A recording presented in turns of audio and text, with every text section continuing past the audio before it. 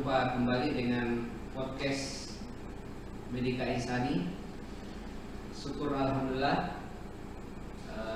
hari ini kita kedatangan tamu di tempat kita adalah Kepala SMK Medika Samarinda, Bapak Mus Mulyadi, SPD MM, yang lazim atau populer dipanggil Pak Mus. Beliau adalah Kepala Sekolah SMK Medika Samarinda. Saya dengar juga beliau adalah perintis dan pendiri mulai dari awal SMK ini. Ya, bincang-bincang santai kita malam ini seputar peluang dan tantangan SMK secara umum dan SMK Medika secara khusus. Untuk itu kita santai dulu, flashback. Kira-kira Pak Mus ini bisa sedikit menjelaskan atau menceritakan sejarah singkat pendirian SMK Medika ini. Ya, silakan. Baik, Assalamualaikum warahmatullahi wabarakatuh. Selamat malam. Perlu kami sampaikan bahwa sebenarnya SMK Medika itu berdiri tahun 2010. Ya, setelah saya selesai jadi kepala SMK Kesehatan Samarinda, kemudian langsung saya mendirikan. Nah, awalnya sekolah itu siswanya berjumlah 5 orang. Dan karena belum punya gedung, kemudian belum punya guru banyak, tidak ada kursi, tidak ada meja, maka sekolah ini dibuka di pelataran rumah teman, sehingga itu bisa berjalan sampai beberapa tahun. Kemudian itu berkembang, kita kelola dengan baik sesuai dengan sistem pendidikan yang memang ditata sedemikian rupa sehingga kelak akan menjadi sekolah-sekolah yang unggul gitu. Ya, sangat fantastis sekali. Kalau existing sekarang, kira-kira SMK Medika ini jumlah siswanya berapa? Kemudian 2010 sampai sekarang dia sudah menamatkan kira-kira berapa alumni dan ketersediaan gurunya berapa? Kalau SMK Medika berdiri tahun 2010 dan hingga sekarang sudah kurang lebih 10 tahun, jumlah siswa sekitar 710 orang. Nah, dulu awalnya hanya 3 guru, sekarang 41 guru, terdiri dari berbagai bidang keahlian, ada perawat, ada farmasi, ada analis kesehatan, kemudian juga ada otomotif, ada multimedia, jurusan-jurusan ini juga ada sebenarnya. Cuma lebih condong kepada prioritas 3 jurusan yang utama dulu, yaitu perawat, farmasi, analis. Kemudian siswa-siswa yang ada itu adalah tahap-tahapannya akan menjadi nanti kelulusan yang baik sesuai dengan potensi yang dimiliki. Oh iya, baik. Kalau kita saksikan sekarang, SMK Medika ini berada di Bengkuring luar, ada di Samarinda Utara. Iya. Kira-kira tantangannya seperti apa? Karena kalau kita melihat posisi kota, sebenarnya SMK Medika ini memilih di luar jangkauan keramaian. Apakah tidak ada ketakutan untuk tidak mendapatkan siswa, ataukah karena dia bukan di pusat perhatian? Seperti apa kira-kira strategi pemasarannya sehingga Pak Mus ini bisa mempertahankan jumlah siswa yang sebanyak ini? Ya, awalnya SMK Medika itu berada di gudang kayu, dikelilingi kandang ayam, kemudian sangat menakutkan. Karena apa? Karena di sebelah kanan kirinya adalah hutan. Itu pun sudah maju. Apalagi sekarang yang memang sudah nyata-nyata punya gedung sendiri, meskipun berada di wilayah utara yang bisa dikatakan daerah-daerah yang masih minim dengan fasilitas-fasilitas perkampungan yang banyak. Akan tetapi masalahnya banyak, tapi tidak menjadi menghambat. Apa masalah yang timbul dengan keberadaan SMK Medika di Bengkulu ini? Yang pertama adalah sering banjir. Pasti waktu banjir. Kemudian jangkauan kendaraan sepeda motor juga demikian, agak jauh gitu dari kota. Terus anak-anak yang mendaftar juga kemungkinan kita prospek kita adalah anak-anak yang berada di perkampungan juga. Tapi ternyata tidak, masalah itu tidak jadi menghambat. Kita tahu bahwa dengan COVID-19 ini, dengan jauhnya ini justru tidak menjadi masalah, tidak menjadi penghambat. Tapi kita buat bagaimana menjadikan sebuah peluang bahwa keberadaan SMK Medika itu tidak ditantang dengan jauhnya dari kota, banyaknya banjir, tidak. Tapi kita akan kelola dengan baik bahwa masalah-masalah itu akan menjadi sebuah energi yang besar. Artinya itulah menjadi apa jualannya, sehingga hambatan letak geografis ini tidak menjadi masalah, kemudian seringnya banjir bukan masalah. Dibuat gula. Gula ya? Gula. Gulanya Medika itu adalah eskulnya banyak. Mungkin berbahasa di mana ada gula di situ ada semut. Iya, benar. Ya. Di mana ada gula, di situ ada semut. Di pohon yang tinggi sekalipun akan dikejar oleh semut. Di mana berada gula itu. Begitu pula Medika. Biar masuk gang, biar berada di pinggiran kota sekalipun, dia akan dikejar orang karena memang ada gula. Gulanya manis sekali, tidak sembarang gula. Makanya di motonya Medika itu adalah SMK Medika memang beda, anti galau. Kenapa memang beda? Karena memang sangat terbedakan dengan sekolah-sekolah yang berbasis kesehatan lainnya. Sangat terbedakan. Di mana perbedaannya? Disiplin tinggi. Ya. Hampir semua bakat hobi disalurkan lewat SMK Medika. Dibiayai besar, dibelikan bis, pelatih-pelatih dari luar, bukan gurunya yang melatih tapi adalah dari luar. Dari situlah yang membuat orang-orang yang memang mencari bakat untuk dirinya mendapatkan semuanya di sini. Jadi SMK ini tidak disinggahi tapi didatangi. Karena dia menjadi pembeda dengan SMK yang lain. Iya, benar. Yang lain saya dengar dari sisi misalnya waktu itu juga berbeda dengan SMA dan SMK yang lain. Dari sisi pakaian, kedisiplinan bisa dijelaskan elaborasi lebih jauh lagi. Iya, karena Medika memang beda. Ya. Belajar hanya sampai hari Kamis ya. Ya, tapi masuk sekolah sampai hari Jumat. Kemudian jam 1 sudah pulang, setengah 8 sampai jam 1 sudah pulang, belajar sudah stop. Akan tetapi nanti jam 3 dia akan datang lagi bagi yang mengambil ekstrakurikuler. Jadi Medika bukan full day, reguler pun bukan. Kalau itu full day itu sampai jam 4 jam 5 baru pulang. Nah, kalau reguler itu biarpun jam 2 baru pulang tapi belajar sampai Sabtu. Jadi Medika bukan reguler, kemudian full day bukan. Tapi adalah bagaimana memaksimalkan waktu itu sehingga anak-anak bisa maksimal, mereka tidak jenuh. Nah, kemudian yang mengambil ekstrakurikuler untuk sore juga datang ke pagi. Oh ya, itu yang berbeda dari SMA yang lain. Nah, bukan hanya itu, izin. Kalau Medika, kalau ada siswa izin tidak perlu pakai surat. Sekarang kan udah zaman teknologi, tidak ada lagi surat. Jadi cukup kirim lewat WA. Dia mau izin kemana, mau sakit sekalipun tidak perlu ada keterangan dari dokter. Kenapa tidak perlu? Karena hanya menambah sampah di sekolah. Yang paling pentingnya adalah bagaimana menjaga sebuah kejujuran. Nah, kemudian di sisi lain mengambil rapor tidak boleh orang tua. Malah kita mengharamkan orang tua yang mengambil rapotnya. Untuk apa? Supaya anak-anak mereka bisa mandiri. Orang tua, apalagi di kota begini, mereka pada kerja cari uang. Masa dia harus pergi ke sekolah dengan meluangkan waktu 4 jam menunggu untuk mengambil rapor? Kenapa bukan anak? Nah, saya kira itu diantaranya. Jadi SMK Medika ini memang beda ya. Memang beda. Tagline-nya seperti itu. Iya. Kemudian kita sedikit serius. Kemudian hasil survei BPS ini sejak 2019, kemudian terakhir Februari 2020, itu ternyata SMK ini dikatakan sebagai kambing hitam penyumbang terbesar untuk pengangguran. Iya. Nah, ini kan paradoks dengan tujuan SMK untuk melahirkan atau menelurkan alumni yang siap kerja. Bagaimana respon Bapak tentang ini? Iya, saya kira SMK penyumbang pengangguran terbesar itu bukan Medika, itu SMK lain.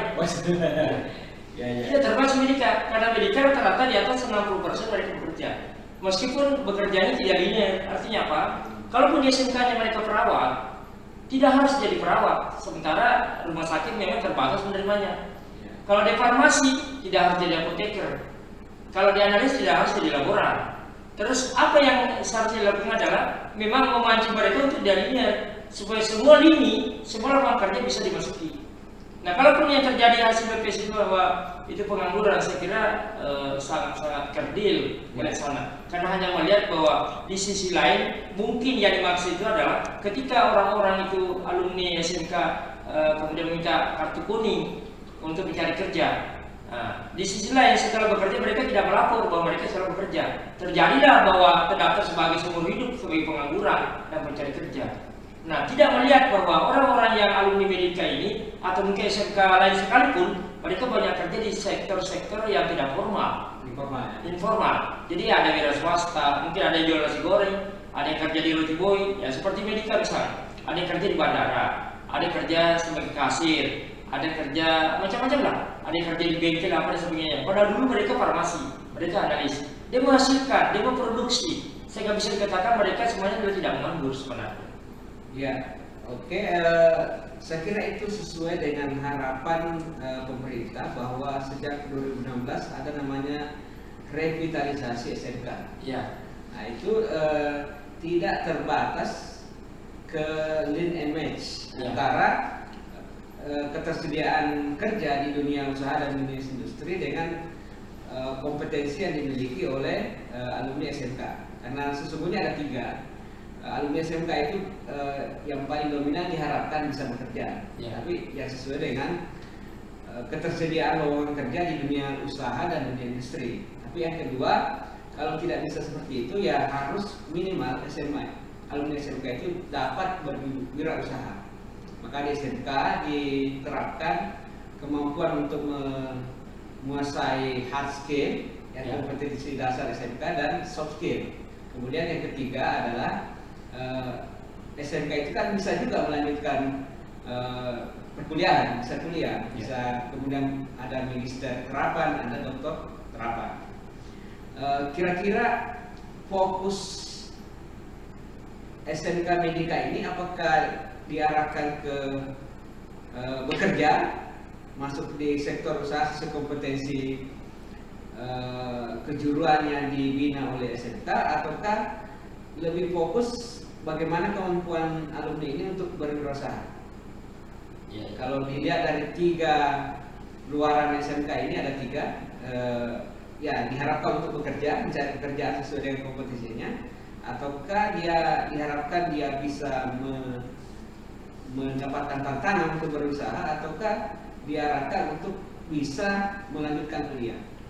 Sebenarnya ada mix di situ. Instruksi dirjen itu, Direktur Jenderal Vokasi itu dia menggiring bahwa bagaimana lulusan SMK itu tidak kuliah. Ya, kalaupun dia kuliah paling setahun 2 tahun lah, makanya disebut sekolah vokasi, kemudian melanjutkan nanti setahun setengah untuk magang dan mendapatkan sertifikat. Kemudian SMA itu idealnya memang 80% kuliah, kerja. Saya mengkategorikan bahwa SMA itu 80% kuliah, 20% kerja. Kalau SMK 80% kerja, 20% kuliah. Tapi itu bisa terjadi kalau memang sebuah institusi kayak SMK ini memang menggiring anak itu memiliki vokasional yang bagus, kompetensi yang bagus, baru bisa melanjutkan 80% itu bisa kerja. Tapi tidak betul kemungkinan juga anak SMK ini memang mau kuliah, tidak ada masalah. Tapi instruksinya adalah memang prioritas bahwa memang harus kerja dibandingkan dengan SMA. Makanya ada yang lucu. Kalau SMK lebih banyak kuliah itu malah diketahui. Berarti ini gagal program pemerintah tentang pendidikan SMK untuk vokasi ini, gagal. Kenapa? Diharapkan untuk lulusan SMK itu bisa bekerja sesuai dengan potensi atau skill yang dimiliki. Oke, kalau selama ini apakah ada strategi-strategi SMK Medika untuk membangun kemitraan dengan masyarakat ataupun perusahaan atau industri sebagainya? Sudah ada penjajakan atau sejauh mana? Sebenarnya karena kita bergerak di bidang keperawatan untuk otomotif dan multimedia ini kan belum. Kerjasamanya ya pihak rumah sakit, ya klinik, ada laboratorium. Dan ini yang bisa dimanfaatkan misalnya yang banyak bekerja di situ. Oh, itu sudah berjalan. Sudah berjalan.